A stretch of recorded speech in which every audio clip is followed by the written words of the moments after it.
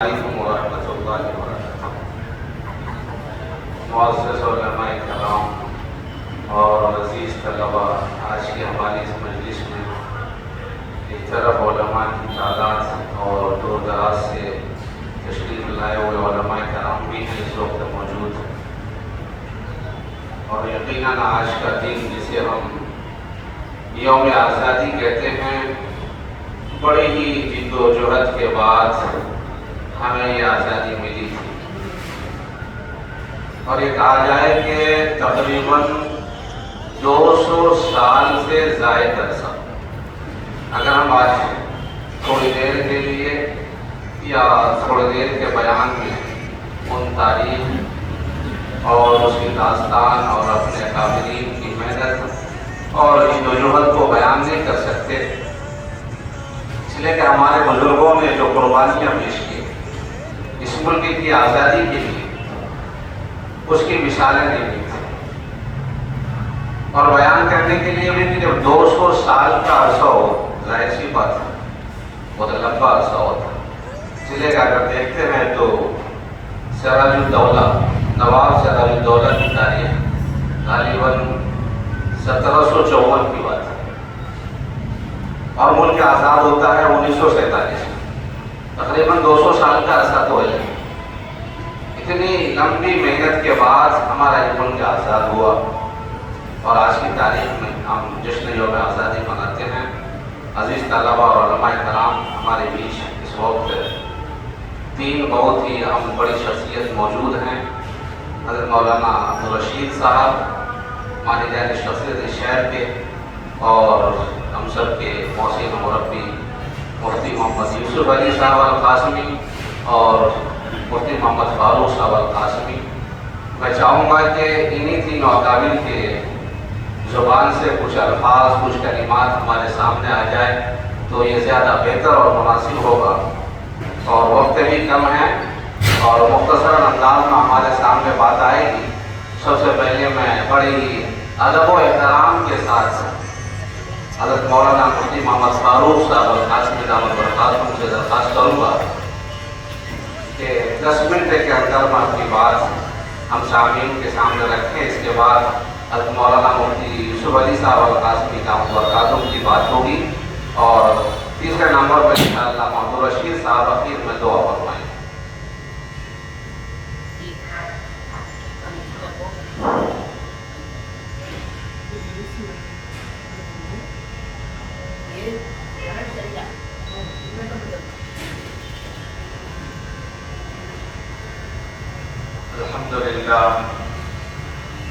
الحمدللہ وکفی وسلام علی عبادہ الذین اصطفی، اما بعد۔ 10 منٹ میں آپ کے سامنے بات رکھنا ہے۔ آتے آتے سے وہاں سے 2-4 منٹ گزرے وہاں کے حضرات علماء کرام، طلبہ عزیز، مدرسہ دعوت القرآن کے بانی محتمم حضرت عبدالرحیم صاحب، یہاں کے اساتذہ کرام، دیگر مہمانان نظام، سب سے پہلے میں آپ حضرات کی خدمت میں جشن آزادی کی رسمی مبارکبادی پیش کرتا ہوں۔ رسمی ہی کہیں گے حالات کے اعتبار سے۔ حقیقت اللہ تبارک و تعالی ہم سب کو واقعی جو ہے ہمارے لیے اس ملک میں رہنا باعث برکت بنائے، امن شانتی نصیب فرمائے۔ بہرحال ابھی آپ کی خدمت میں حضرت مفتی اظہر صاحب فرما رہے تھے کہ جنگ آزادی کی جو مدت ہے کم و بیش 200 سال پر محیط۔ مختصر طور پر آپ کی توجہ اس طرف یہ مبذول کرانا چاہتا ہوں کہ 200 سال کی جو لمبی مدت ہے کہاں سے شروع ہوئی، ظاہر سی بات ہے تفصیلی گفتگو کا موقع نہیں ہے، البتہ اتنی بات ضرور ہے کہ شروع کے تقریباً 100 سال بلکہ اس سے زیادہ یہ جنگ آزادی کی لڑائی صرف مسلمان تنہا لڑے.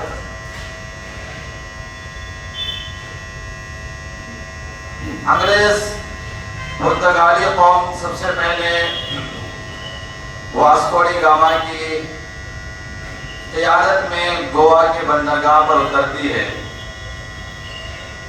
لیکن ان پرتگالیوں کو زیادہ پھیلنے کا، یہاں پر حکومت کرنے کا موقع نہیں ملا. البتہ انگلینڈ سے جو قوم آئی، انگریز قوم، یہ پہلے سورت کے بندرگاہ پر اترے تاجروں کی حیثیت سے، اور یہ زمانہ مغل سلطنت کے بادشاہ جہانگیر کا تھا. جہانگیر کا زمانہ گزرا، اس کے بعد شاہجہاں کا زمانہ گزرا، اور شاہجہاں کے آخری دور میں سلطنت مغلیہ کمزور پڑ رہی تھی. اگر تخت پر اس ولی صفت انسان جس کو آج دنیا اورنگزیب عالمگیر علیہ الرحمہ کے نام سے یاد کرتی ہے، اگر وہ تخت نشین نہ ہوتے تو انگریز اور پہلے اس ہندوستان پر قابض ہو جاتا. اورنگزیب عالمگیر علیہ الرحمہ کی مدت حکومت کم و بیش 50 سال، نصف صدی، جس میں سے 25 سال تو ان کے گھوڑے کی پیٹھ پر گزر گئے. ایسا جفاکش، ایسا منصف بادشاہ تاریخ ہندوستان میں بہت کم ہے. لیکن افسوس کہ آج اسی بادشاہ کو ظالم بنا کر، غیر منصف بنا کر، بلکہ اس سے آگے بڑھ کر نعوذ باللہ ڈاکو اور فلاں کے القاب سے یاد کیا جاتا ہے. حالانکہ ان کے زمانے میں ہندوستان بہت اعلیٰ درجے کی ترقی پر تھا، اور کسی بھی بیرونی سلطنت کو ہندوستان پر نگاہ اٹھانے کی بھی ہمت نہیں ہو رہی. اورنگزیب عالمگیر علیہ الرحمہ کی وفات کے بعد مغلیہ سلطنت تو بالکل اپنے آخری دور پر، اور بالکل سمجھو کہ بستر پر آ گئی، بیمار پڑ گئی. اسی زمانے میں، مغلیہ سلطنت کی کمزوری کے زمانے میں، ان انگریزوں کو ہاتھ پاؤں پھیلانے کا موقع ملا. اب وہ سورت سے آہستہ آہستہ کلکتہ تک پہنچے، اور کلکتہ پہنچ کر انہوں نے اپنی کمپنی بنا لی، ایسٹ انڈیا کمپنی. اور پھر آہستہ آہستہ یہ پورے ملک پر قبضہ کرنا چاہ رہے تھے، لیکن بنگال میں ان کو مزاحمت کا سامنا کرنا پڑا. باقاعدہ مسلح جد و جہد کرنے والا بھی مسلمان. ایک غلط فہمی آج حکومت ہند یہ پھیلا رہی ہے کہ سب سے پہلے گولی چلانے والا، مسلح ہتھیاروں سے انگریزوں کا مقابلہ کرنے والا منگل پانڈے. لیکن یہ بات سراسر غلط ہے. منگل پانڈے کی پیدائش 1827 کی، جبکہ 1755 میں یا 54 میں انگریزوں پر باقاعدہ مسلح حملہ کرنے والا نواب علی وردی خان، جو نواب سراج الدولہ کے نانا، تو بنگال کی سرزمین کو یہ شرف حاصل ہے کہ یہاں سے مسلح جد و جہد شروع ہوئی. حضرت مفتی یوسف صاحب، آپ کے لیے بھائی سے فخر ہے جی. اچھا ماشاءاللہ، آپ مرشد آباد کے ہیں تو کلاسی کا میدان آپ کے قریب ہے جی، ماشاءاللہ. تو نواب علی وردی خان نے انگریزوں پر باقاعدہ مسلح جنگ چھیڑی اور کامیاب بھی ہوئی. فورٹ ولیم اور گولڈن ہاربر انگریزوں کے قبضے سے انہوں نے چھڑایا. ان کے انتقال کے بعد ان کا کوئی بیٹا نہیں تھا جو تخت نشین ہو، تو ان کا نواسا نواب سراج الدولہ وہ تخت نشین ہوئے اور انہوں نے 1757 میں پلاسی کے میدان میں انگریزوں سے باقاعدہ منظم جنگ کی، لیکن جیسا کہ آپ جانتے ہیں کہ مسلمانوں کی تاریخ غداروں سے منافقوں سے بھری پڑی ہے، تو اس دربار میں ایک غدار تھا امیر جعفر، تو اس نے انگریزوں کا ساتھ دیا، جس کی وجہ سے نواب سراج الدولہ شہید ہوئے اور بنگال کی حکومت انگریزوں کے قبضے میں آئی۔ اب سورت سے لے کر بنگال تک انگریزوں سے مقابلہ کرنے والی کوئی حکومت نہیں تھی۔ البتہ جنوب ہند میں، جہاں پر ہم اس وقت ہیں، ہندوستان کا جنوبی علاقہ، یہاں پر ریاست میسور کے نڈر بادشاہ حیدر علی اور پھر ان کے ہونہار فرزند حضرت ٹیپو سلطان شہید علیہ الرحمن، ان دونوں نے باقاعدہ انگریزوں سے مسلح جنگ کی۔ یہاں پر بھی ایک غدار تھا، حیدر علی اور حضرت ٹیپو سلطان شہید علیہ الرحمن نے انگریزوں سے 4 جنگیں لڑی، تقریباً چاروں میں ان کو کامیابی ہوئی اور انگریزوں کو شکست پاش ہوئی۔ البتہ آخری جنگ میں 1799 میں حضرت ٹیپو سلطان شہید ہو گئے، اور جب ایک انگریز افسر نے کہا کہ اب ہندوستان ہمارا،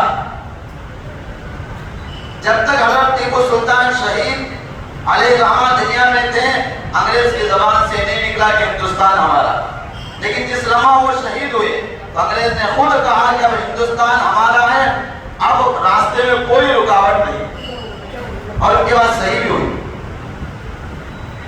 دلی میں مغلیہ حکومت برائے نام تھی، یہاں تک کہ انگریزوں نے اس سے زبردستی معاہدہ کرایا کہ خلق خدا کی، ملک بادشاہ سلامت کا، حکم کمپنی بہادر کا، یعنی بادشاہ برائے نام بادشاہ ہے، حکم ہمارا چلے۔ یہاں ایک غلط فہمی، ایک اور غلط فہمی یہ پھیلائی جا رہی ہے کہ یہ کہا جاتا ہے کہ 1857 کی جو جنگ آزادی ہے یہ پہلی جنگ آزادی، یہ بھی غلط ہے۔ 1857 واقعی اس کی بھی قیادت ہمارے اکابر نے کی ہے، یہ جنگ آزادی ہے، لیکن پہلی جنگ آزادی نہیں۔ اگر آپ اس کو 1857 میں جو جنگ آزادی ہوئی ہے، اگر آپ اس کو پہلی جنگ آزادی مانیں گے تو حضرت ٹیپو سلطان شہید علیہ الرحمن نے جو جنگ کیا آپ اس کو کس خانے میں رکھیں گے؟ نواب علی وردی خان نے جو جنگ کیا آپ اس کو کس خانے میں رکھیں گے؟ نواب سراج الدولہ نے جو جنگ کیا آپ اس کو کس خانے میں رکھیں گے؟ اور فرقہ پرست واقعی یہ کہہ رہے ہیں کہ ٹیپو سلطان کی جنگ آزادی نہیں ہے، نواب سراج الدولہ کی جنگ آزادی نہیں ہے، فرقہ پرستوں کے بول ہے۔ تاریخ کی عدم واقفیت اور صحیح معلومات نہ ہونے کی وجہ سے آج بعض مسلمان بھی اس غلط فہمی کا شکار ہو جاتے ہیں۔ 1857 میں جنگ ہوئی اور نواب سراج الدولہ نے اور نواب علی وردی خان نے کب کی؟ 1750 54 یا 55، تقریباً 100 سال پہلے، 100 سال کا زمانہ۔ تو اس 100 سال کا زمانے میں حقیقت میں سب مسلمان ہی تھے میدان جنگ میں، کوئی دوسری قوم نہیں تھی۔ اسی لیے یہ کہا جاتا ہے کہ 1857 سے جنگ آزادی شروع ہوئی۔ 1857 سے چونکہ دیگر قومیں بھی آئی ہیں تو اسی لیے وہاں سے لے تاریخ آزادی کو شمار کرتے ہیں۔ یہ غلط فہمی ہے جسے ہمیں اچھی طرح سمجھنا چاہیے۔ اس غلط فہمی کا نہ ہمیں شکار ہونا ہے نہ اپنی قوم کو شکار ہونے دینا۔ اور پھر 1857 کی جنگ آزادی بھی ہمارے اکابر نے اس کی قیادت کی ہے، اس کی لیڈرشپ ہمارے اکابر کے ہاتھ میں تھی، اور دیگر قومیں برائے نام آ گئی، سرے راہ وہ آ کر شامل ہو گئے، مجاہدین کا قافلہ چل رہا تھا جو آگے اگر 1857 سے جنگ آزادی کا آغاز ہو رہا ہے تو پھر اس سے پہلے بالاکوٹ کے میدان میں سید احمد شہید علیہ رحمہ، سید اسماعیل شہید علیہ رحمہ جو جنگ کر رہے ہیں اور اپنی جانوں کا نذرانہ پیش کر رہے ہیں، آپ مجھے اس کو کس خانے میں رکھیں؟ حالانکہ انہوں نے انگریزوں سے اور ان کے حلیف سکھوں سے لڑتے ہوئے اپنی جانوں کا نذرانہ پیش کیا، اپنی جان اور اپنے تمام ساتھیوں کی جان۔ بہرحال یہ غلط فہمیاں تاریخ کی جو پھیلائی جاتی جان بوجھ کر، اور 1857 کے بعد سے لے کر 1947 تک یہ بھی پورا زمانہ ہمارے اکابر اس کو جو اس کے لیے جنگ آزادی کی قیادت کرے، تحریک آزادی کی قیادت کرے، لیکن افسوس کہ ہمارے تمام اکابر کا نام حذف کیا جا رہا ہے۔ بہت پہلے حذف کر دیا گیا، ایک دو چار نام برائے رسم بطور رسم کے لیا جاتا تھا، جیسے مولانا ابوالکلام آزاد وغیرہ کا، اب آہستہ آہستہ ان ناموں کو بھی حذف کیا جا رہا ہے۔ اب ایک غلط تاریخ ہمارے سامنے پیش کی جا رہی ہے۔ ابھی جو 75 سال جو آزادی کے ہوئے اور ہم جشن آزادی 76واں منا رہے ہیں، 76واں جشن آزادی ہے اور 75 سال پورے ہو گئے، تو 75 سال پورے ہو گئے آزادی کے، اس کا ایک پوسٹر نکالا سرکاری سینٹرل حکومت نے، مرکزی حکومت نے، تو اس میں ساورکر جو RSS کا لیڈر ہے اس کی تصویر کو لگایا گیا۔ حالانکہ آپ جانتے ہیں کہ یہ ساورکر ہو اور اس کے جتنے جو ساتھی ہیں یہ انگریزوں کے تلوے چاٹو، اور انہوں نے انگریزوں سے معافیا مانگی، ان کو مجاہد آزادی بنا کر پیش کیا جا رہا ہے، اور اسکول کی نصابی کتابوں میں بھی یہی۔ آپ جو اسکول میں اگر آپ کے بچے پڑھ رہے ہیں یا کسی اور کے بچے پڑھ رہے ہیں تو ان کی کتابیں لیجیے، آپ دیکھیے، خاص طور پر جو نصابی کتابیں بنانے کی جو بڑی کمپنی ہے آشٹراجن، آپ اس کو دیکھیے، تو اس میں جو نہرو اور جناب فلاں ان کی تصویریں بھی گورنمنٹ نے چھوٹی کر دی اور ساورکر کی تصویر بڑی بنا کر پیش کر رہے۔ سبے میں پورا جناب اتنی بڑی تصویر ہے ساورکر کی جو انگریزوں کے ساتھ تھا اور انگریزوں سے معافیا مانگ رہا تھا۔ تو بہرحال ہمارے اکابر کی محنتوں کو، ان کی جفاکشیوں کو، ان کی قربانیوں کو یاد کیا جائے، اور تحریک آزادی کی یہ تاریخ اس وقت تک کامل مکمل نہیں ہو سکتی جب تک ہمارے اکابر دارالعلوم کو شامل نہ کیا جائے۔ ریشمی رومال کی تحریک کیا ہم اس کو فراموش کر سکتے ہیں؟ حضرت شیخ الہند علیہ الرحمہ کی قربانیاں، حضرت مولانا عبید اللہ سندھی علیہ الرحمہ کی، حضرت مولانا عزیر گل علیہ الرحمہ، حضرت مفتی کفایت اللہ صاحب، شیخ الاسلام حضرت مولانا حسین احمد مدنی علیہ الرحمہ، کتنے اکابر ہیں جنہوں نے مالٹا کے جیلوں میں، کالے پانی کے جیلوں میں اپنی زندگیاں گزاری، کیسی سخت سزائیں اور مصیبتیں انہوں نے برداشت کی، ان کو گرفتار کیا جاتا اور کالے پانی انڈمان کے جزیروں میں لے جایا جاتا، تو یہاں سے جب دلی وغیرہ سے جب ٹرین چلتی تو ان کو پنجروں میں رکھا جاتا، پنجرے کے اوپر بھی کیل ہے، ارے اطراف کیل، اب یہ قیدی کو اس طرح کھڑا ہونا پڑتا، ذرا سہارا لے تو کیل چولے، اس طرح وہاں سے ان کو دلی سے مدراس لے جایا جاتا، پھر وہاں سے جو انڈمان کے جیلوں میں کشتیوں میں لے جایا جاتا، پنجروں میں رکھ کر جانوروں کی طرح۔ لیکن ہمارے اکابر نے ہر طرح کی مصیبتوں کو برداشت کیا، کیوں؟ تاکہ ہمارا ملک دوسرا اسپین نہ بنے۔ میرے بھائیوں، میرے عزیزوں، آج ہم نے آزادی کے ماحول میں سانس لے رہے ہیں اور مدرسے چلا رہے ہیں، دعوت و قرآن چل رہا ہے، دارالغذا کا قیام ہوا، مسجدیں ہیں، ہم نمازیں پڑھ رہے ہیں، مدرسوں میں بیٹھ کر جناب دینی علم پڑھا رہے ہیں، دارالغذا میں بیٹھ کر فیصلے کر رہے ہیں، یہ سارا دین کا ماحول بڑے سکون سے ہم کر رہے ہیں۔ یہ در حقیقت ہمارے اکابر کی قربانیوں کا ثمرہ نتیجہ۔ اگر ہمارے اکابر قربانیاں نہ دیتے تو آج ہندوستان دوسرا اسپین بن جاتا، دوسرا روس بن جاتا، یہاں نہ مدارس ہوتے، نہ یہاں پر خانقاہیں، نہ دارالقضا، اور شاید کی مسجدیں بھی نہ ہوتی، اور مسلمان پتہ نہیں جناب جی وہ ہندو ہو جاتے، عیسائی ہو جاتے۔ انگریز یہاں آیا تو صرف حکومت کرنے ہی نہیں بلکہ یہاں پر عیسائیت کو پھیلانے آیا، چنانچہ اس نے انگلستان سے پادریوں کو بلایا اور پورے ہندوستان میں پھیلا دیا کہ عیسائیت کی تبلیغ کرو۔ مسلمانوں کا ایمان خطرے میں تھا، ہمارے اکابر اٹھے، قربانیاں دیے، طرح طرح کی مصیبتیں برداشت کی، تب جا کر ملک آزاد ہوا ہے۔ اور گورا انگریز یہاں سے چلا گیا، جانے کے بعد کچھ واقعات ایسے پیش آئے جو نہیں ہونے چاہیے، جیسے ملک تقسیم ہو گیا، اور اب جو کالا انگریز حکومت میں ہے، اور یہ کالا انگریز بھی تقریباً گورے انگریز کے نقش قدم پر چل رہا۔ اللہ تبارک و تعالی ہمارے ملک کو امن شانتی کا گہوارہ بنائے اور ہم سب کو حقیقی معنی میں آزادی نصیب فرمائے۔ وآخر دعوانا الحمدللہ رب العالمین۔